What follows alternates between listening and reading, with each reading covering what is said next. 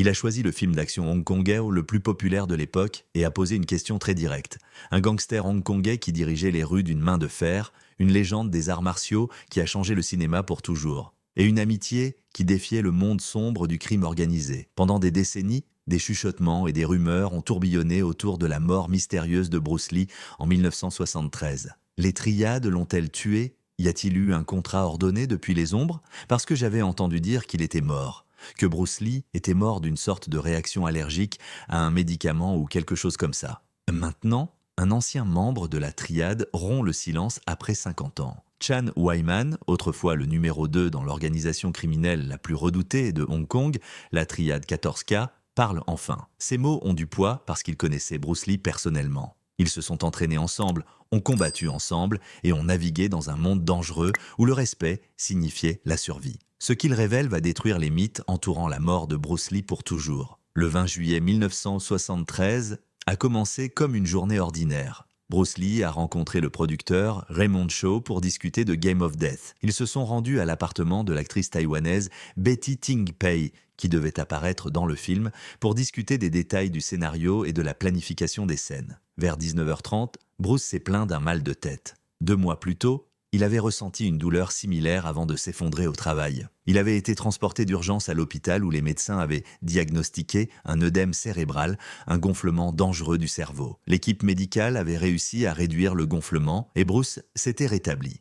Il avait attribué l'épisode au surmenage et au stress. Après tout, son programme d'entraînement était brutal. Il poussait son corps au-delà des limites normales quotidiennement. La combinaison d'exercices physiques intenses, de pression au travail et de la chaleur humide de Hong Kong créait les conditions parfaites pour une crise médicale. Mais ce jour fatidique, Bruce pensait avoir un simple mal de tête. Betty lui a offert de l'écoagésique, un analgésique contenant de l'aspirine et un relaxant musculaire appelé Meprobamat. Bruce avait déjà pris le médicament sans incident.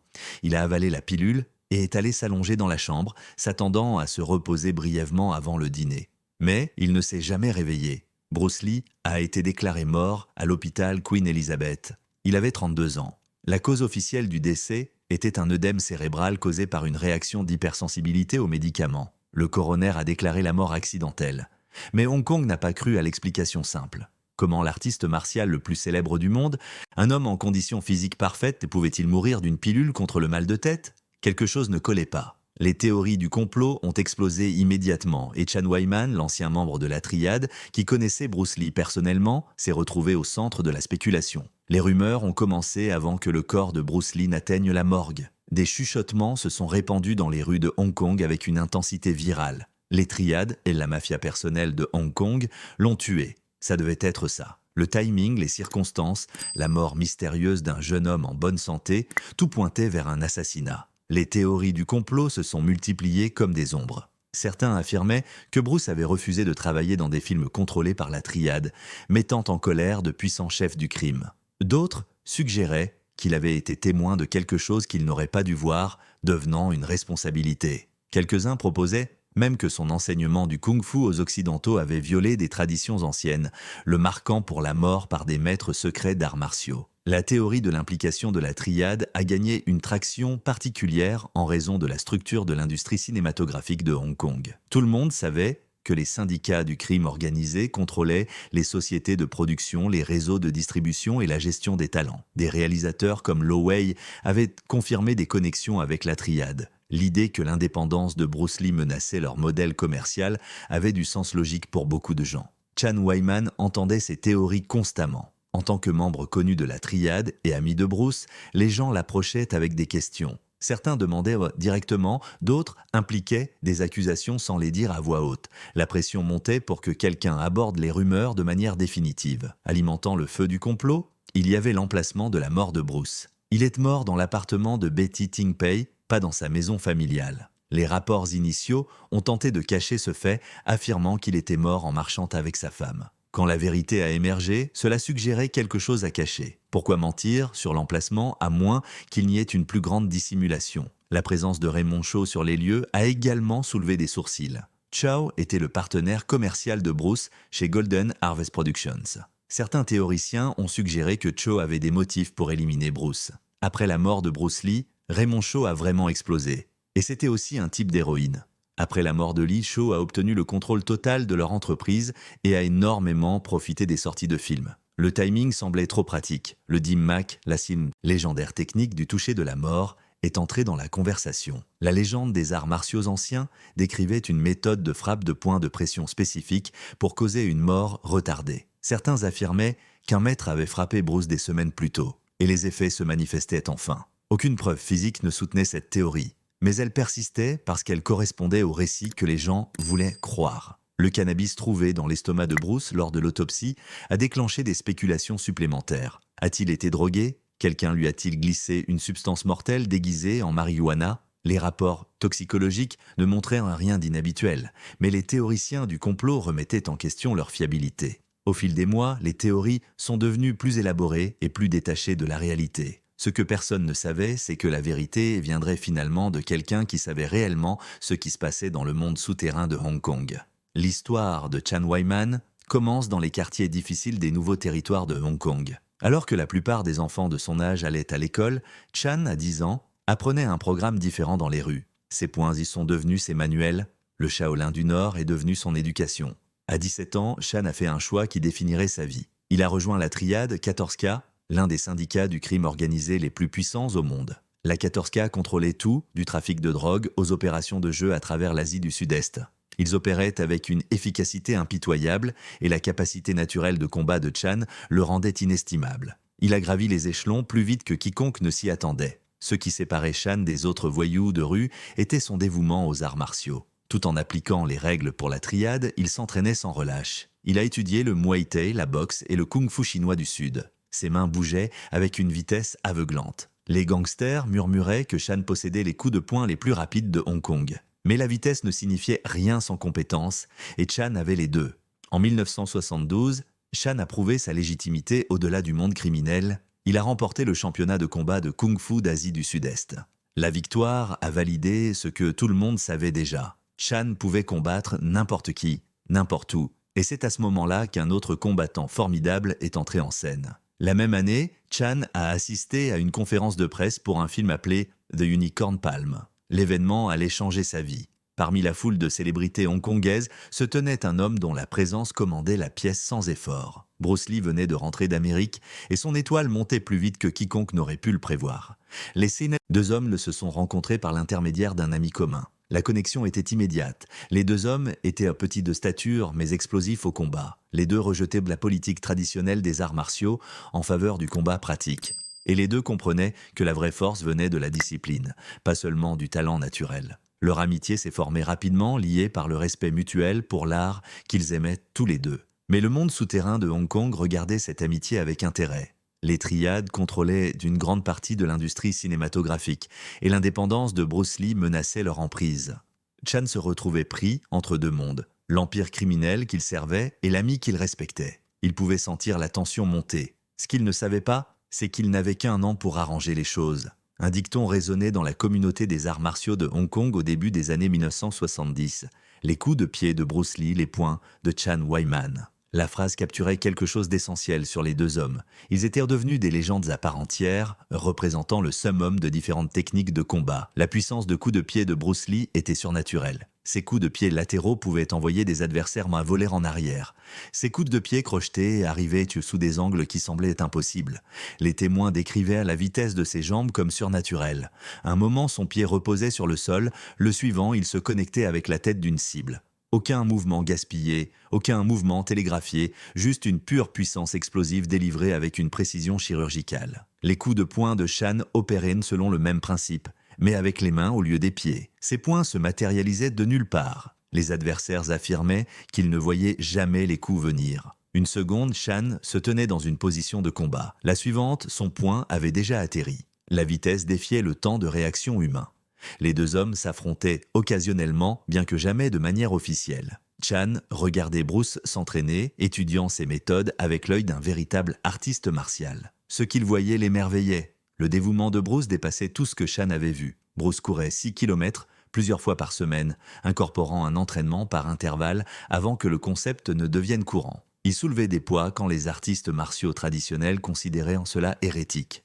Son entraînement des avant-bras à lui seul épuiserait la plupart des combattants. Il effectuait des centaines de coups de poing quotidiennement, parfois en tenant des poids légers. Ses abdominaux recevaient une attention quotidienne à travers de multiples exercices. Tout servait à un but: vitesse, puissance, endurance.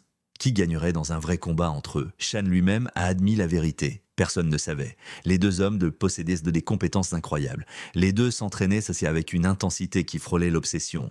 Un véritable affrontement répondrait à la question. Mais ce combat n'arriverait jamais. Des forces plus sombres se rassemblaient autour de l'étoile montante de Bruce Lee.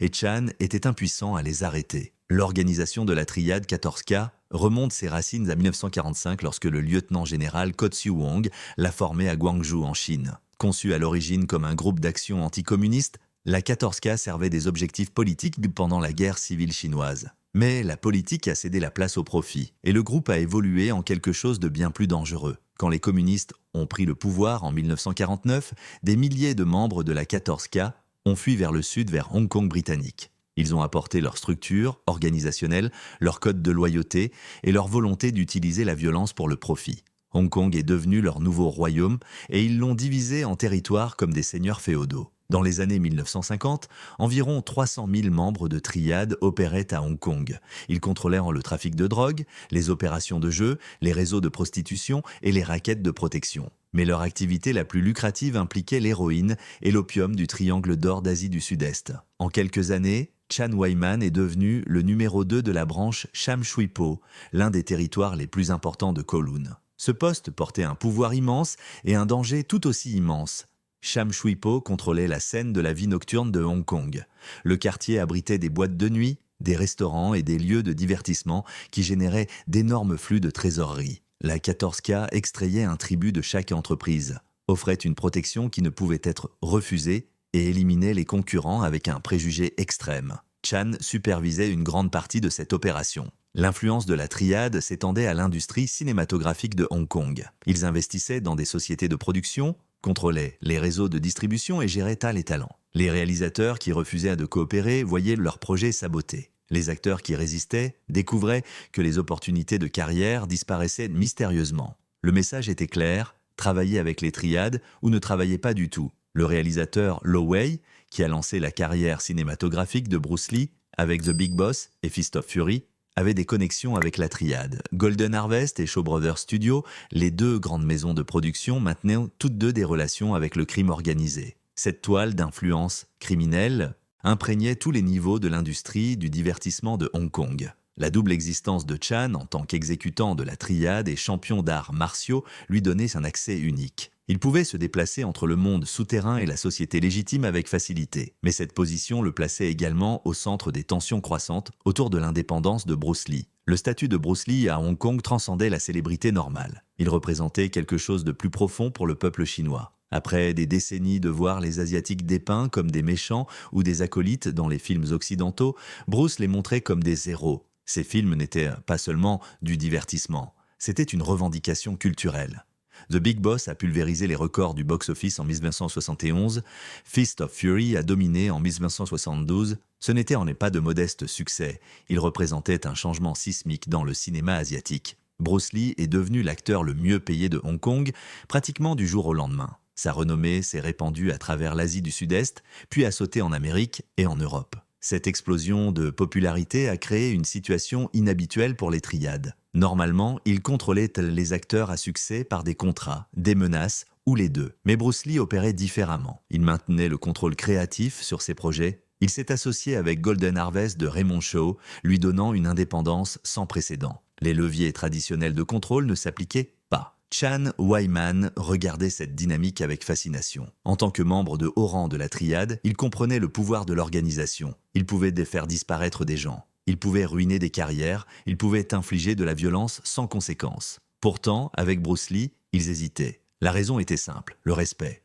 Bruce Lee avait gagné l'admiration sincère de la population de Hong Kong, y compris des membres de la triade eux-mêmes. Beaucoup de gangsters avaient grandi en regardant des films de kung-fu. Ils pratiquaient les arts martiaux. Bruce représentait le summum de tout ce qu'il valorisait dans la culture martiale chinoise. Le toucher provoquerait l'indignation à travers la société de Hong Kong. Mais le respect seul n'expliquait pas complètement la retenue de la triade. Bruce Lee possédait une vraie compétence de combat. Cela comptait plus que les gens ne le réalisaient. Les triades employaient des hommes durs, des combattants expérimentés qui avaient grandi en se battant dans les rues. Pourtant, même ces exécutants endurcis reconnaissaient que Bruce opérait à un niveau différent. Chan en a fait l'expérience de première main lors de leur séance d'entraînement. La vitesse de Bruce m'a surpris, se souvient Chan plus tard. Son coup est arrivé avant que je puisse réagir. Le champion d'arts martiaux, l'exécutant de la triade, l'homme avec les mains les plus rapides de Hong Kong, s'est retrouvé dépassé par la vélocité de Bruce. Cette combinaison de popularité, de compétences et de signification culturelle a créé une armure protectrice autour de Bruce Lee. Les triades ne pouvaient pas simplement le menacer. Ils ne pouvaient pas l'intimider par la violence. Toute action contre Bruce déclencherait des conséquences qu'il ne pouvait pas contrôler. Les citoyens de Hong Kong se révolteraient. La tension internationale s'intensifierait. Le gouvernement colonial britannique serait forcé de répondre. Alors une compréhension tacite s'est développée. Bruce Lee restait intouchable. Les triades regardaient depuis les ombres mais gardèrent leur distance. L'amitié de Chan Wyman avec Bruce existait dans cet équilibre délicat où le monde criminel et la renommée légitime maintenaient une paix précaire. Mais quand Bruce Lee est mort soudainement d'une mort si inexplicable, beaucoup ont pensé que le récit avait été fabriqué. Les chuchotements sur les triades sont devenus des cris. L'amitié entre Bruce et Chan Wyman avait-elle suivi son cours?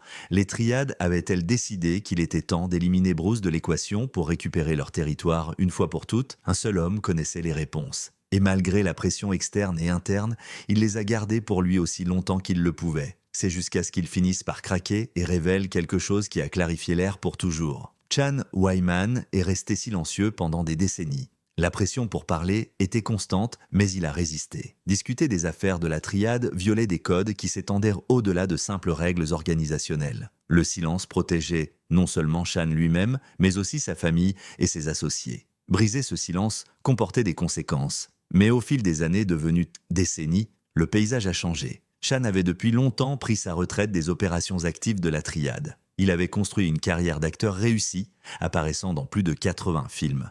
Ses rôles le représentaient généralement comme des gangsters, des criminels et des durs. Son vrai parcours rendait ses performances authentiques d'une manière que d'autres acteurs ne pouvaient pas égaler. Et sa crédibilité a joué un rôle majeur quand il a finalement choisi de parler de Bruce Lee. Lors d'interviews et de documentaires périmentaires, il pesait chaque mot avec soin, sachant que les gens jugeaient ses déclarations à travers le prisme de son passé. En tant que quelqu'un qui avait vécu une vie dangereuse, gagné un vrai nom dans les cercles de rue et connu Bruce personnellement, ce qu'il disait avait un vrai poids. À un moment donné, Chan a expliqué qu'il sentait qu'un moment était venu où il devait être complètement ouvert. « Il est temps de tout dire », a-t-il dit avant de clarifier son point. « C'est impossible. Aucun groupe secret n'essaierait de défier Bruce Lee à cette époque. Personne n'oserait le provoquer pour se battre. C'est impossible que les triades aient eu quelque chose à voir avec sa mort. » Les mots ont frappé comme des coups de marteau. Chan connaissait les triades de l'intérieur de leur organisation. Il comprenait leur pouvoir, leurs méthodes, leur processus de prise de décision. Et il a déclaré catégoriquement qu'il n'aurait jamais ciblé Bruce Lee. Le risque était trop grand, les conséquences trop imprévisibles. Mais Chan est allé plus loin, offrant son analyse de la façon dont Bruce est réellement mort. Sa mort était probablement due à son entraînement intense ou peut-être à son hypersensibilité aux ingrédients trouvés dans le médicament qu'il a pris soudainement. Chan avait été témoin des méthodes d'entraînement de Bruce de première main. Il a vu le dévouement obsessionnel, le dépassement au-delà des limites humaines normales. Il connaissait les points faibles de Bruce et il savait que malgré la peur qu'il inspirait aux triades dans les années 70, il n'était pas invincible. La déclaration avait du poids précisément parce que Chan n'avait rien à gagner. Il avait quitté le monde de la triade. La mort de Bruce Lee ne lui offrait ni bénéfice ni responsabilité. Il a simplement dit la vérité en tant que quelqu'un qui connaissait intimement à la fois Bruce et le monde criminel. Et cette vérité a changé la façon dont le monde regardait la disparition de Bruce Lee. Il n'était pas un héros brave et incorruptible, abattu par des ennemis maléfiques. Il était juste un homme, un formidable, mais quand même un homme. Et il avait été abattu par personne d'autre que lui-même. L'explication de Chan sur la mort de Bruce Lee s'alignait parfaitement avec les preuves médicales. L'œdème cérébral qui a tué Bruce résultait de la sensibilité extrême de son corps aux médicaments combinés à de multiples facteurs de risque. Son pourcentage de graisse corporelle faible, estimé à environ 5%, ne laissait aucune marge d'erreur. Son entraînement intense créait un stress chronique sur son système. Son utilisation de relaxants musculaires pour des blessures au dos récurrentes introduisait des substances étrangères dans un corps déjà stressé. L'effondrement de mai 1973 aurait dû servir d'avertissement sérieux. L'œdème cérébral ne se produit pas au hasard chez les jeunes hommes en bonne santé. Ce premier épisode signalait que quelque chose n'allait fondamentalement pas avec l'équilibre physique de Bruce. Mais Bruce l'a interprété comme un problème temporaire, quelque chose qui pouvait être surmonté avec détermination et volonté. « Mon corps est petit, mais je m'entraînerai à avoir une plus grande force que les gens, beaucoup plus grands que moi, disait-il. Cet état d'esprit l'a poussé à des réalisations extraordinaires, mais a également créé des vulnérabilités. Il a poussé son corps de 61 kilos à performer à des niveaux qui défièrent des hommes de 23 kilos plus lourds. Le tribut physique s'est accumulé de manière qui n'était pas immédiatement visible. Les crampes musculaires que Bruce a connues dans ces derniers mois offraient un autre signe d'avertissement. Chan se souvenait que Bruce mentionnait ces épisodes. Les crampes suggéraient des déséquilibres électrolytiques, une déshydratation ou un stress neurologique. Combinée à l'œdème cérébral précédent, elle dressait le tableau d'un corps fonctionnant à sa limite absolue. Une analyse médicale récente soutient l'évaluation de Chan. Des chercheurs examinant la mort de Bruce ont conclu que l'hyponatrémie, une concentration insuffisante de sodium dans le sang, a probablement déclenché l'œdème cérébral fatal. Bruce buvait de grandes quantités d'eau, consommait des solutés insuffisants, utilisait des médicaments qui altéraient la fonction rénale et maintenaient une intensité d'entraînement extrême. Ces facteurs ont créé une tempête parfaite pour une défaillance médicale catastrophique. L'observation personnelle de Chan sur les compétences de Bruce ajoute une autre couche à la compréhension de sa mort. Ses compétences étaient bien meilleures que les miennes, c'est la vérité. Il était bien meilleur que moi. Venant d'un champion de combat d'Asie du Sud-Est, cet aveu signifiait quelque chose de profond. Bruce avait atteint un niveau de maîtrise des arts martiaux qui dépassait même les combattants d'élite. Mais une compétence suprême ne pouvait pas protéger contre une catastrophe médicale. L'ironie a dévasté tous ceux qui connaissaient Bruce. Un homme qui pouvait vaincre n'importe quel adversaire au combat, qui bougeait avec une vitesse et une puissance surhumaine, est mort de quelque chose d'aussi banal qu'une pilule contre le mal de tête. L'injustice cosmique a alimenté les théories du complot parce que les gens ne pouvaient pas accepter une explication aussi simple. Le témoignage de Chan a fourni une clôture pour ceux qui étaient prêts à l'entendre. Bruce Lee n'a pas été assassiné. Il n'a pas été tué par des triades ou par des maîtres d'arts martiaux vengeurs. Il est mort parce que les corps humains ont des limites et Bruce a poussé le sien au-delà de ce qu'il pouvait supporter. L'amitié entre Chan Wyman et Bruce Lee représentait quelque chose d'inhabituel dans le monde divisé de Hong Kong. Un exécutant de la triade et une star de cinéma mondial n'auraient pas dû former un lien authentique. Pourtant, ils l'ont fait. Leur connexion transcendait les frontières qui séparaient le crime organisé de la société légitime. Le respect de Chan pour Bruce n'a jamais faibli même après la mort. Pour plus d'histoires de légendes comme celle-ci, abonnez-vous à T-Bulb. Et ensemble, nous ferons vivre nos acteurs et légendes préférés à jamais dans nos cœurs.